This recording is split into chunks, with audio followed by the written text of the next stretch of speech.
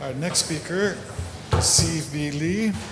is an assistant professor of music at the University of Maryland. Her book, Django Generations, Hearing Ethno-Race, Citizenship, and Jazz Manouche in France, University of Chicago Press, 2021, shows how music and language shape ethno-racial and national belonging among French manouche populations. She is co-founder and principal coordinator of the Initiative for Romani Music at New York University and a curator of the music section of Rome Archive. She is also a violinist, violist, and vocalist. Welcome, Siv B. Thank you so much. Thank you to Kevin and Yolanda and everyone who has put together this wonderful event today. So I'm excited to be here. So my paper today is called What's Gypsy, about Django's jazz, fictions of fusion among jazz manouche participants. So today what I want to talk about is what I'm calling fictions of fusion. That is, when people perceive fusions that don't really exist.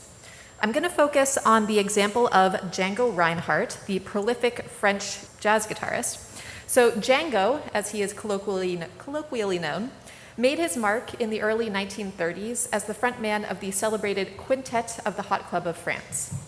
During his lifetime, he made over 900 recordings and performed with some of the most prominent jazz musicians in France, the United States, and elsewhere.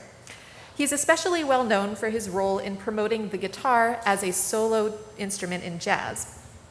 By the time of his death in 1953, he'd established himself as Europe's most famous jazz musician, a position that he retains today. So it's safe to say that Django's talent and stature as a jazz musician is contested quite rarely, if ever. However, due to a series of developments that took place after his death, he earned a reputation as an artist who fused jazz with Romani music in order to create a novel genre. After all, it's well known that Django belonged to the manouche subgroup of Romanis, who are also known somewhat pejoratively as gypsies. Surely, the fact that he was raised in a family of manouche musicians must have had some significant impact on how he approached jazz. Or did it?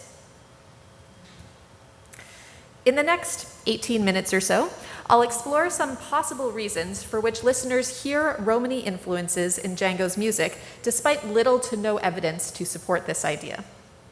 This talk expands upon important work by the late anthropologist Patrick Williams and the musicologist Benjamin Given, who was also cited earlier today, both of whom have analyzed various ways in which Django's music is erroneously perceived as uniquely Romani. While Williams and Given have probed some rationales for these mishearings, I'd like to offer further explanations. In doing so, I'll suggest different avenues for research on how fusion is perceived and how these perceptions shape political economies of race and musical genre. To be clear, my point is not to show that listeners are wrong to perceive music in this setting. Rather, I'm interested in why listeners are so invested in the idea that Django represents a fusion of jazz and Romani music, and how this shapes outcomes in the racial politics of the music industry. Now, to get to these reasons, I need to explain a few things that happened after Django's lifetime. So after his death in 1953, many of his ensemble mates continued to perform on the evolving French jazz circuit. Then, in the late 1960s, a collective of German Romani musicians started performing Django's repertoire in a way that imitated his performance style with the Hot Club of France.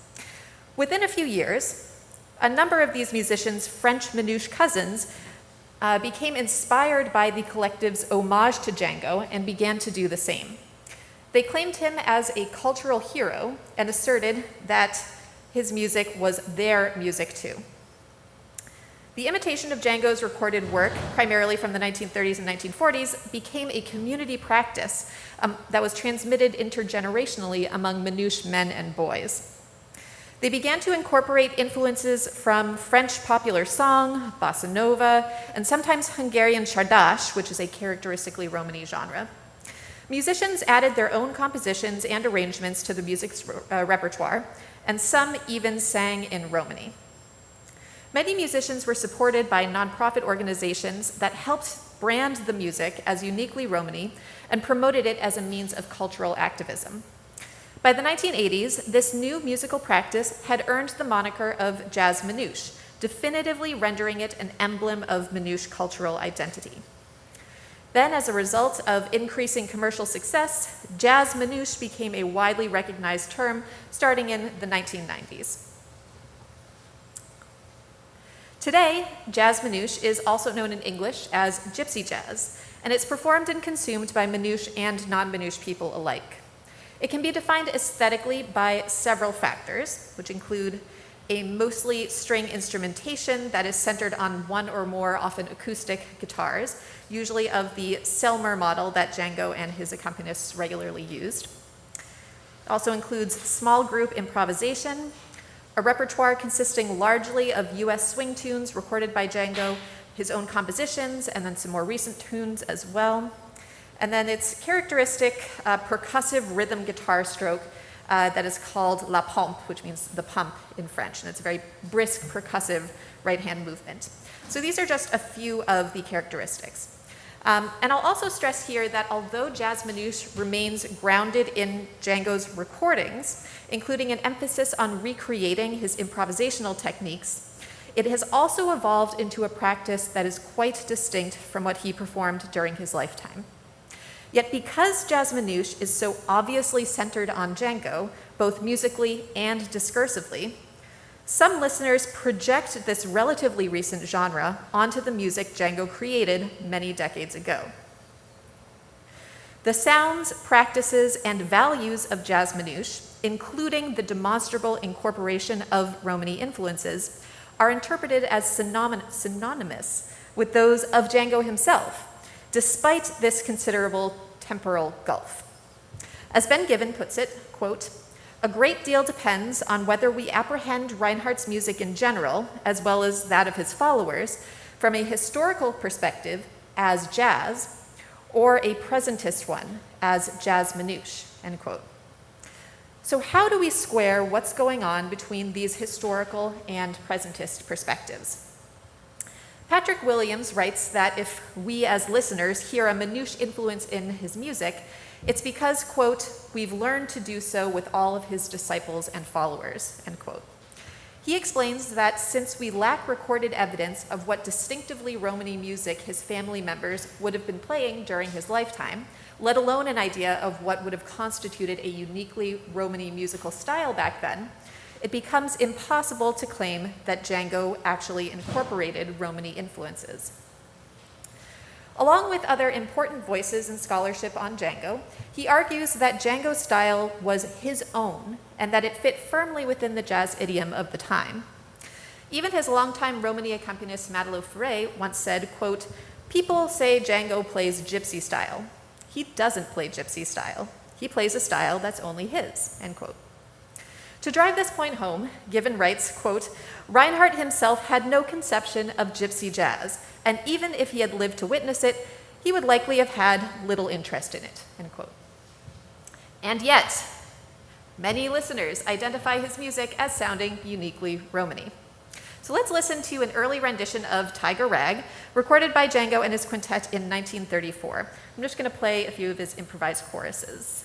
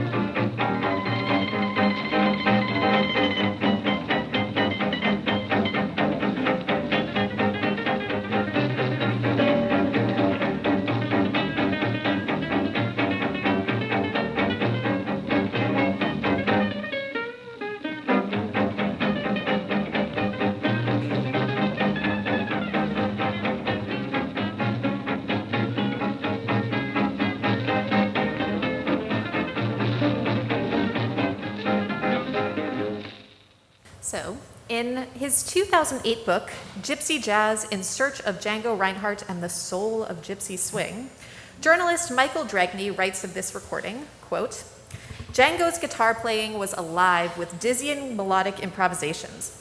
Here was a young Romany man who had barely been able to scrape together the money to buy a guitar, performing a music of a different culture from another world and playing it in his own campfire style, reborn, recreated, renewed. And so Gypsy jazz was born a wanderer's music, blending influences from a Romany violin and a flamenco guitar, the Parisian underworld's accordion, and Louis Armstrong's horn. So I'll put aside a few things, including the anachronism about Gypsy jazz being born at this moment, to focus on Dragne's characterization of Django's performance on Tiger Rag as being, quote, in his own campfire style. Campfires are a stereotypical signifier of Romany identity, so we can infer what Dragne means here by campfire style. A few pages later, Dragne says, quote, Django played jazz as joyful as any, yet underlying his music, there's an inconsolable Romany sadness in its heart. I can almost hear the voices of all the gypsies of all the years, end quote. And then he goes on to list the various tribulations that Romanys have endured over the course of an entire millennium. Dragne's writing is saturated with this kind of romanticization, and he frequently claims to be able to locate Romany influences in Django's music, whether in specific musical techniques or as an ineffable yet undeniable feeling he gets upon listening to his recordings. So clearly, I think as you are as well, I'm skeptical of Dragne's account. But as I said before, I am less interested in proving listeners like him wrong than in understanding why people actually hear Romany influences in Django's music. Why are they so insistent on this? So I'm going to start with one pretty straightforward reason, and that's that in both popular and scholarly media, much has been made of Django's Romany background. So I put a few images up here. This is one of Django and his son Babik outside of a caravan. This is a widely circulated image, as is this one with him playing with his brother Joseph in front of a whole big Romany family, again, in front of a caravan. These, as you can tell, are certainly icons of Romany identity. And then I've put a still that you can barely see because it is so dark in the movie. This is from a film called Django that was released in 2017 that focuses on Django's wartime story and the fact that he made various attempts to escape the Nazis, who were otherwise also kind of ambivalently, to say the least, supporting his music in certain ways at the same time that they officially condemned jazz music. So this kind of gives you a sense of how he has been portrayed as Romany. There have been numerous books, articles, films, TV shows, and other media released in the last few decades that foreground the fact that he was manouche or gypsy more generally. It makes sense then that if everyone knows he's Romany, and that if the media makes a big deal of it, listeners might assume there must be something Romany about the way he plays. On a side note, I'll say that his ethno-racial identity earned more public attention posthumously than it did during his lifetime, and that most publicity that was released for his concerts emphasized that he was a jazz musician without any reference to his Romany identity. So that's one reason. Django's Romany identity leads me to reason two for why I think people hear Romany influences. And this is that jazz manouche is supposed to be a Romany genre, hence the name. It's been heavily promoted as such to both profit-generating and activism-oriented ends. I'll just point out these images. This is from an organization that I worked with in Alsace that really was responsible for a lot of the development of the jazz manouche industry in the 1970s and 1980s up through the early 2000s, and who really drew upon this musical resource as a way to promote its more activist endeavors that had more to do with developing Romany communities in Alsace in terms of healthcare, education, employment, and other means as well. And then here is an album cover that also draws on some kind of stereotypically Romany manouche imagery, people just kind of hanging out in a car with their guitars that are also emblematic of this genre. So it's not much of a logical leap to suggest that if jazz manouche is so centered on Django, its ethno-racially centered promotional function needs to be grounded in his Romany identity as well.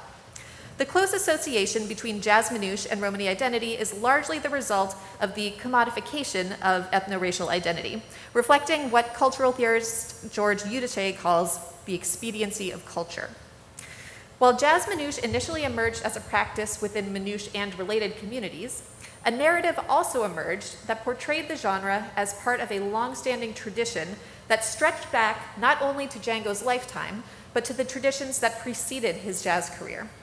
Jazz manouche promoters have thus developed a claim about the music's authenticity and legitimacy that is also a claim about its temporality, that the genre is grounded in the music of his ancestors, bearers of a perhaps timeless Romany tradition. This sense of temporal rootedness is important to some manouche musicians, not even or only for commercial or activist purposes, but for reasons of personal significance and community solidarity. They seek to connect Django's music with the more explicitly Romany musics in their families, this music that their families have been performing for generations. So let's now listen to Django's 1947 recording of Anniversary Song, which is a tune that was arranged by Al Jolson and Saul Chaplin, and is based on a tune called Waves of the Danube, which is a 19th century Romanian piece composed by Ion Ivanovici.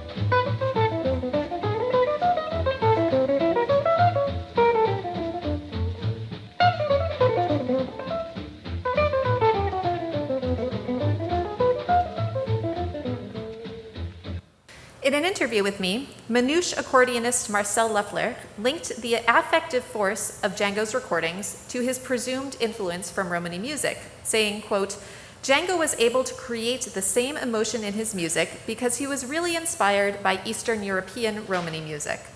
For example, he did a version of a tune called Waves of the Danube, and there you hear very well that he was really inspired by this culture, end quote. Having grown up in a family of professional manouche musicians in which Eastern European Romany tunes were prevalent, Marcel projects his own frame of reference onto Django's experience. He connects his perception of Django's Romany expressivity to the guitarist's choice of originally Romanian repertoire. Although Marcel's stated evidence for Django's Romany influence is somewhat tenuous, he draws on his own deep experience with Romany music to justify his claim that such influence is audible. Another reason for why people hear Django's music as Romany has to do with how jazz manouche centers on the reproduction of Django's repertoire and musical techniques. One of the central arguments of Ben Gibbons' article is that contemporary jazz manouche musicians have difficulty reconciling the evolution of the genre with the fact that they're also striving to emulate Django's music. In other words, Gibbon writes, quote, today's musicians cannot treat jazz manouche as a mutable living idiom while also concurrently recreating the music of its founding figure without occasionally reaching impasses, end quote. The impasses that Gibbon writes about are primarily technical in nature, but the ethno-racial character of the genre is also at play here. In order to square contemporary Romany-influenced jazz manouche aesthetics with the goal of emulating Reinhardt, the genre's participants develop a revisionist narrative of his life and musical output that emphasizes his Romany background. If listeners hear Romany influences in jazz manouche, surely performers must be imitating the Romany influences present in Django's music. And I've chosen this image to represent this. This is a German synth guitarist named Lulu Reinhardt with Django kind of behind him, so he's kind of visually showing that kind of imitation right there. Now, taking this reason a bit further, I'd like to suggest that it reflects listeners' ideologies about race more generally, which might seem like a bit of a leap, but I'll explain.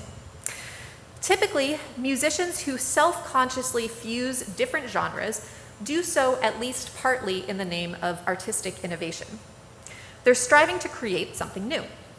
Contrast this with the goals of many jazz manouche musicians, whose aim is more or less to copy a particular musician's style. As numerous musicians have told me, they seek to progress in this genre in certain ways, but they still remain bound to a core value of imitation. Now, they know that they are part of an invented tradition, especially because they clearly recognize that jazz has not always existed. Yet they often treat the genre's Romany influences as timeless and even inevitable. Because Django was Romany, he had to sound Romany. And by extension, this suggests that Romany identity itself is also enduring, perhaps timeless, and that it can be manifested in feelingful performance. This is a racial ideology expressed through both musical performance and discourse about musical performance. Jazz manouche is considered the continuation of an enduring Romany expressivity that passed from Django's ancestors through him and onto contemporary musicians. Reproducing Django's music as Romany music is thus also a matter of maintaining a particular felt understanding of Romany identity, with jazz manouche as its vehicle. Curiously, this remains the case even if many players do not identify as Romany. So now that I've laid out a few possible reasons for why people hear Romany influences in Django's music, I'd like to wrap up with a few more thoughts about why other people insist that his music was not Romany. In other words, why they might call these narratives fictions of fusion. As I detail in chapter 3 of my book, Django Generations, many jazz manouche musicians would rather distance themselves from the idea that what they are doing is a jazz Romany fusion. They're not against fusion per se, but the racialized implications of being pigeonholed as jazz manouche are perceived negatively. They recognize that while characterizing both Django and jazz manouche as Romany can offer benefits, such as raising awareness about manouche populations and, of course, generating profit, it can also contribute to the further marginalization of manouche people from mainstream society. Their resistance to jazz Romany fusion is thus really an effort to contest racial essentialization. One way of counteracting racial stereotypes is to deny not only that they are copying Django, but that there is any Romany essence to be copied in the first place. So, in this talk, I've explored various points of view on whether or not Django's music could or should be considered Romany in some way. I've suggested that these viewpoints reflect different stances on relationships between race and music, and more broadly, on what roles music plays in political economies of race. I've used the term fictions of fusion to emphasize how ideas about Django's ethno-racial identity are retrofitted onto his music in the name of a cohesive narrative. This process should alert us to other ways in which contemporary aesthetic perceptions might be used to create historical narratives. I think this case also provides some insights into questions that Kevin Fellez raised in Birds of Fire that are relevant to the context of this symposium. What are the historical processes by which fusion is said to occur? Who gets to decide when fusion's happening and whether it's a good or a bad thing? And how can claims to fusion have real material effects, not only on the musicians concerned, but also on how entire social categories are perceived? I've got a few more thoughts on these topics, but in the interest of discussing them with you, I will now close and open the floor. So thank you, everyone.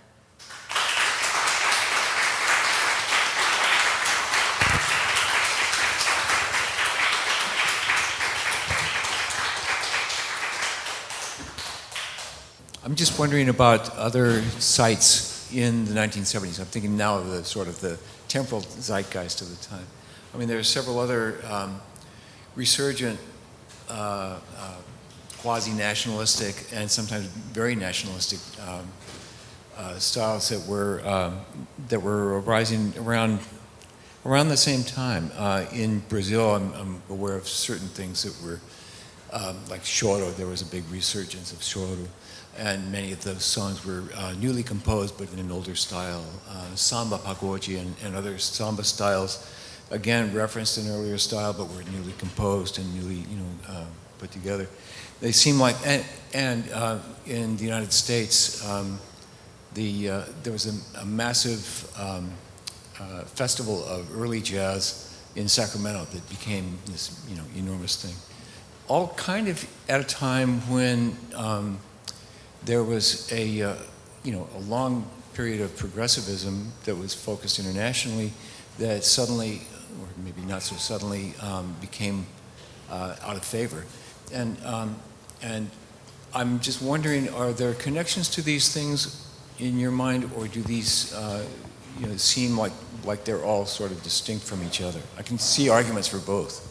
Yeah, that's a great question. I feel like it might be a little beyond the scope of my own knowledge of those particular contexts and how those genres came up. But what I can say is that, at least in the case of jazz manouche, this was coming at a time when, especially in Europe, the idea of identity politics were really coming to the fore. And many people have told me that prior to 1968, late 60s, early 70s, manouche people didn't really have a clear sense of the fact that they were separate as manouche in the way that it then became articulated by non-manouche people who were kind of engaging them and trying to encourage them to fight for certain rights and, in a related way, brand their own music to be emblematic of themselves.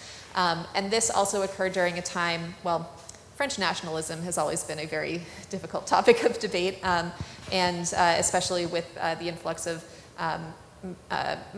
immigrants coming from nations that had recently become decolonized and gained their independence. There were a lot of questions about national identity and a lot of doubling down on assimilationist measures at this time. And so that, again, it was a context, I think, that shaped how jazz manouche itself would be promoted as a uniquely manouche music, but then also appropriated as a uniquely French music as well, drawing on Django's fame from the swing era, essentially.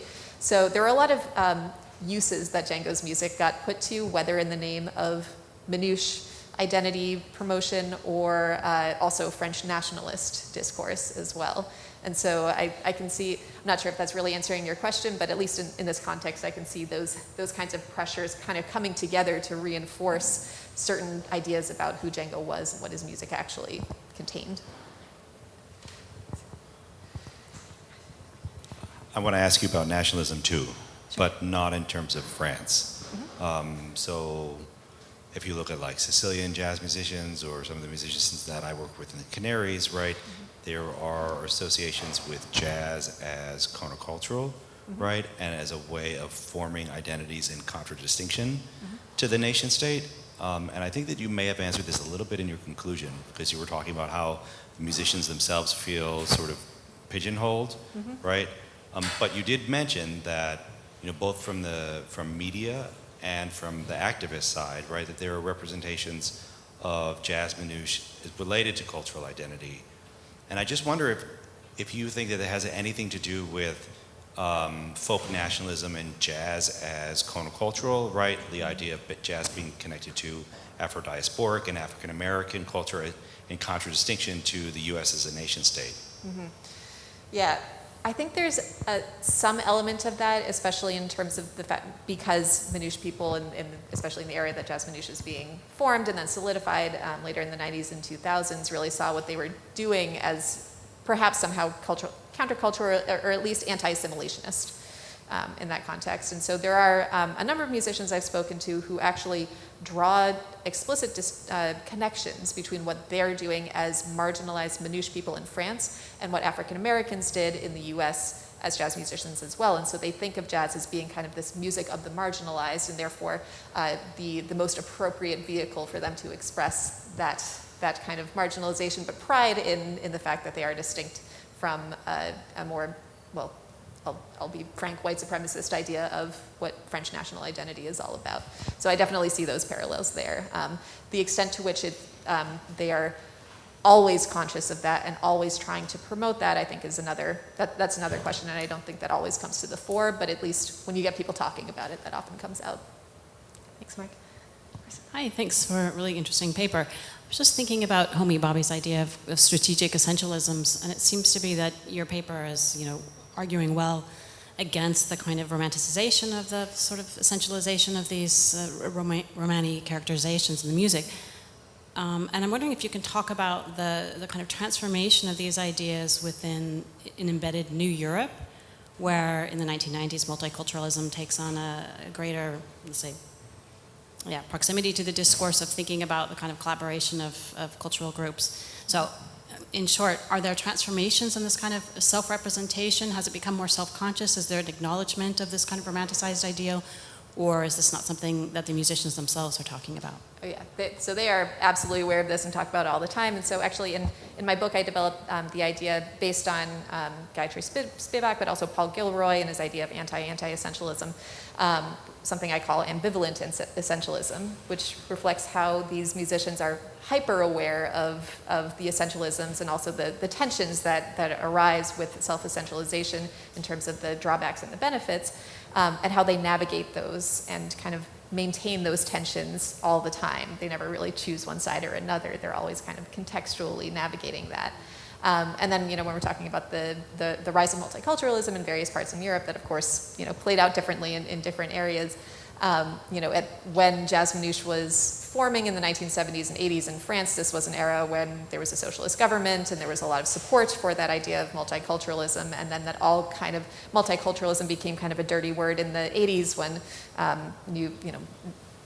far-right movements started kind of using those discourses against the left, and so that all that I think in some ways indirectly shaped how these manouche musicians were understanding what they were doing. And so again, it put them in a very difficult position of, how do we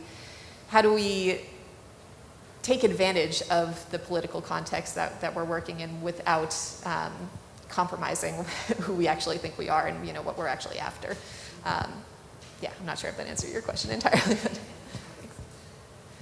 I know this points also in a kind of essentializing and romanticizing direction, but I guess my assumption with Django Reinhardt was that the fact of him being Romani connected with his music primarily just because of how good he was, in the sense that across a huge geography, Romani communities and also other like Domari and Lodi and others are often very marginalized, but also kind of entrusted with musical arts, so that if, for instance, if you talk about Baluch music, the music that is represents the heights of performance will always be performed by Lodi musicians of a background that's considered not to actually Baluch, and the same is true in Kurdistan, and I think it's also, you find this phenomenon kind of in a lot of parts of Eastern Europe. Do you think that there's any, is there any sense in which his Romani-ness is played up not with the assumption that he's bringing some kind of cultural character in the musicality, but just that he's entering the fold of jazz music at this, very, a high intensity moment for jazz, with a skill set that's presumed to be kind of hereditary and sort of cultivated within that both peripheralized and, kind of ethnically marked, background or something like that? yeah, that's a great question. I think, so from what I can tell from all the archival research that I've done, is basically that, so manouche musicians at this time, especially in the late 19th, early 20th centuries, were considered, they're the musicians you hire to play in popular music halls. They play dance music, but they were rarely considered to be like artists of a, very high caliber. They were playing popular music. And I think when Django was coming up, like he discovered jazz in the late 20s and, decided that was going to be his thing, and kind of roped in some other Romani musicians, and other Romani musicians were doing this of their own accord too, because this was the popular music in demand. But I don't think that during his lifetime there was any kind of popular discourse that Romanis are, they are the ones you have to go to listen to jazz specifically, or even really any, in France in particular, any kind of music other than this Hungarian Czardas inspired music, if that's what you want to hire people to play for your wedding or whatever. So I think during his lifetime there wasn't so much a sense of that, but then after he died, I think there was this kind of, you know, realization that maybe this is what was responsible for his musicianship. And so I think that honoring of Romani musicians as a particularly talented, you know, in a particularly important tradition, I don't think that came up until later, and then especially with jazz manouche, that became the case. So now, if you want to hear real jazz manouche, you should probably go hire a manouche musician to do it. But that sense I don't think existed beforehand. But yeah, thank you. Thank you very much for the talk.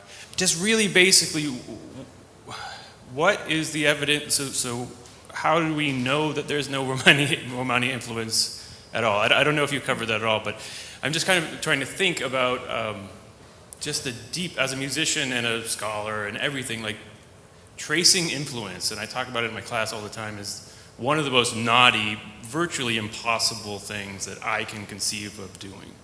You know, tracing influence from musician to musician, hard and nearly meaningless. And to construct a relation of influence, I mean, is always a reductive thing to do. And even tracing my own influence of like how I play, I was thinking just randomly as an example, I became a father recently, and I think it's there in my playing, but I could never articulate it. So just basically, like, maybe you just totally explained this at the beginning, but can you expand a little, I guess, on why we know that the Romani influence is not there? Yeah, so I'm going to say we don't know for sure. I'm just kind of, what I'm saying is we don't have evidence for it, therefore we can't really make a claim about it. So that's what I'm trying to get across, and that's kind of what some of the scholars that I have cited who come down a little more adamantly on, like, because we have no evidence, this cannot exist. Part of why I'm trying to, step away from the idea that people who say there's Romani influence are wrong is not because I'm not trying to say they're wrong per se, but the evidence that we do have is of other popular, of other Romani musicians, manouche musicians, who did record to some extent from the late 1920s, early 1930s onward, often with Django, but we don't really know, other than the fact that they were playing in these popular music halls. There are scatterings of evidence of, based on oral history essentially, of what people's ancestors would have played at the time. But again, to be able to pinpoint and say, like, that technique or that feeling, that turn of phrase is distinctively Romani is not something that is heard on the record for other Romani musicians of his milieu. So again, I'm not.